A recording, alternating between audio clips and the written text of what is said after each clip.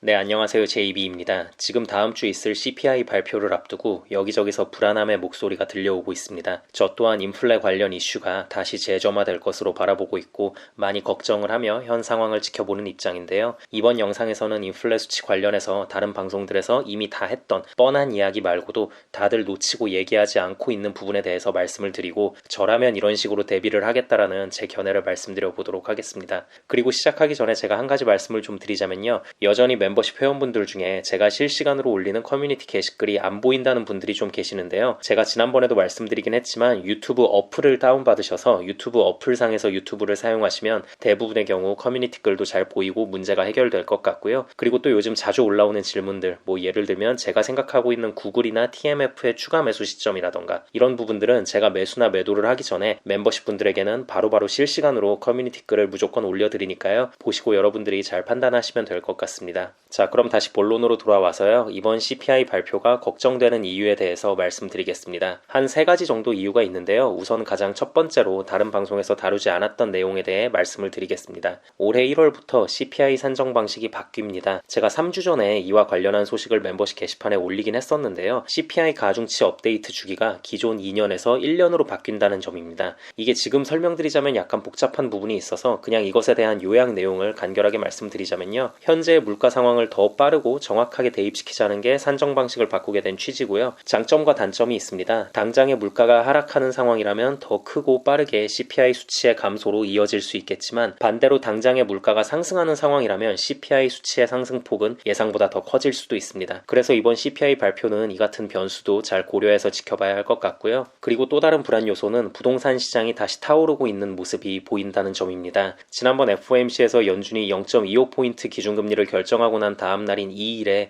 이젠 금리 인상의 끝이 보이는 것 같네 하면서 그 기대감 속에 30년 만기 모기지 평균 금리가 5.99%까지 떨어졌습니다. 지난해 9월 이후에 처음으로 5%대에 진입을 한 건데요. 7%가 넘었던 11월 고점에 비하면 1%가 빠진 수치고요. 부동산은 거래 금액이 크기 때문에 1, 2%의 모기지 금리 차이가 엄청나거든요. 이런 걸 보면 확실히 부동산도 주식이랑 메커니즘이 비슷하게 흘러가는 것 같은 게요. 현재 모기지 금리도 결코 싼 건 아니거든요. 특히 1년 전인 3%대와 비교했을 땐 여전히 높은 수준인데요. 어쨌든 고점 대비 1% 내렸다는 이유로 사람들의 매수세가 좀 들어오고 있습니다. 마치 이게 주식시장에서 막 엄청나게 급등하는 주식 차마 못 사고 있다가 고점 찍고 조정받으면서 아주 약간 떨어지면 그거 좋다고 막 싸졌다면서 이때가 타이밍이라면서 들어가고 그러잖아요. 여전히 저점 대비 엄청 오른 건데도요. 약간 이거랑 비슷한 상황이라고 보시면 될 것 같습니다. 아무튼 그래서 모기지 대출 신청 지수가 지난해 12월 30일 184.5까지 떨어졌었는데 지난 20일에는 255.3까지 급등한 상태입니다. 그리고 여기에 또 건설업체들에서 완공된 주택을 팔기 위해서 구매자들에게 우대금리를 제공하다 보니 매수세가 몰렸고요. 그리고 대부분 구매자들의 심리가 이제 곧 금리 인상 사이클은 끝나는 거고 금리라는 건 결국 떨어지게 돼 있는데 그때 가서 낮은 금리로 갈아타면 되는 거 아니냐는 식으로 생각을 하고 있는 상황입니다. 그리고 이와 더불어 미국에서 가장 잘 나가는 도시 중에 하나인 맨하튼의 임대료 분위기도 심상치 않습니다. 맨하튼의 가장 큰 부동산 관리 회사인 더글라스 엘리먼이 뉴욕 맨하튼의 임대료가 1월에 신기록을 세웠다고 합니다. 이렇게만 들으면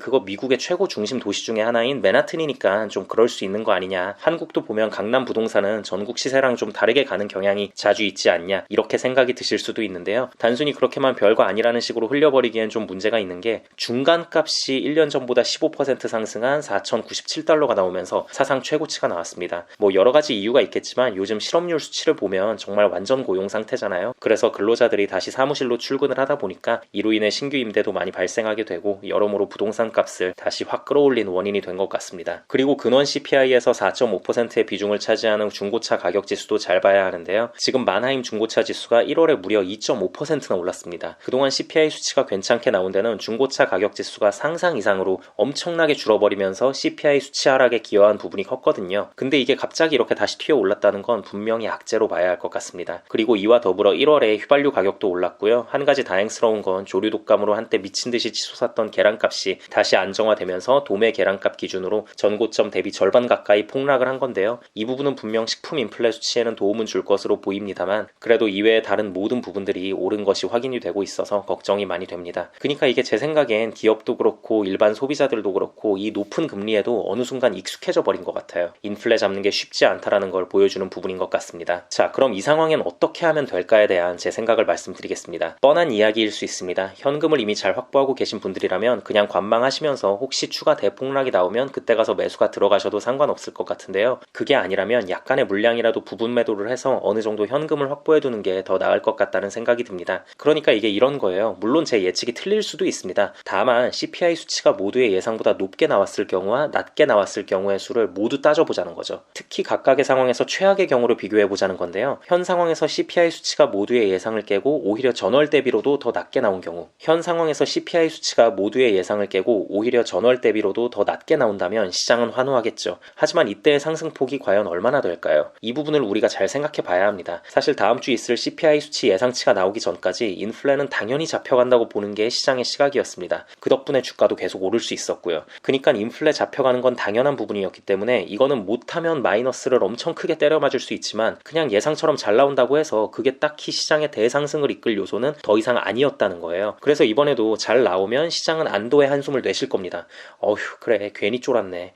인플레 잡혀가는 추세였잖아. 뭘 새삼스럽게. 괜히 걱정했네. 다행이다. 하면서 시장을 어느 정도 상승은 시키겠죠. 하지만 지금 상황에 올라봤자 얼마나 더 오를 수 있을까라는 생각이 좀 들어요. 요 며칠 주가가 좀 하락했다곤 하지만 여전히 너무 급하게 많이 올라온 건 사실이니까요. 물론 오늘 금요일 거래일부터 해서 월요일까지 엄청난 폭의 하락이 추가로 발생을 한다면 CPI 수치가 잘 나왔을 경우 당일의 상승폭이 더 클 수도 있겠습니다만 어쨌든 지금 현재 영상을 찍고 있는 시점의 주가 진행 상태로는 그렇다는 점 말씀을 드리고요. 반대로 CPI 수치가 모두의 예상보다 훨씬 더 안 좋게 나왔을 경우, 이 경우에는 저는 정말 인플레 하락에 대한 기대감 박살 플러스 다시금 고개 들고 있는 최종금리 상단을 높여야 한다는 의견에 대해 힘을 실어주면서 주가는 걷잡을 수 없이 빠질 것이라고 생각됩니다. 또 보면 최근에는 연준 위원들이 아무리 강한 매파적 발언들을 쏟아내도 딱히 시장에 먹혀들지 않았지만 CPI 수치가 안 좋게 나온 상태에서의 매파적인 발언들은 시장이 매우 무서워할 겁니다. 그동안 짧은 기간 내 올랐던 상승분을 모두 토해낼 수도 있어요. 그래서 이 두 가지 경우를 비교했을 때 현금 확보를 미리 잘 해두신 분들은 괜찮겠지만 그렇지 못한 분들은 요즘같이 많이 올랐을 때 미리 좀 현금 확보를 해두시고 CPI를 대비하시는 게 낫지 않을까라는 생각이 듭니다. 비록 저의 예측이 틀려서 좀 더 비싸게 사는 상황이 벌어진다고 해도요. 네, 그럼 오늘 영상은 여기까지 하도록 하고요. 오늘도 새롭게 멤버십 가입해주신 분들이 많이 계셔서 감사 인사드리고 마무리하도록 하겠습니다. 이승철님 맥도날드 멤버십 가입 감사드립니다. 막둥이님 스타벅스 멤버십 가입 감사드립니다. 신용우님 스타벅스 멤버십 가입 감사드립니다.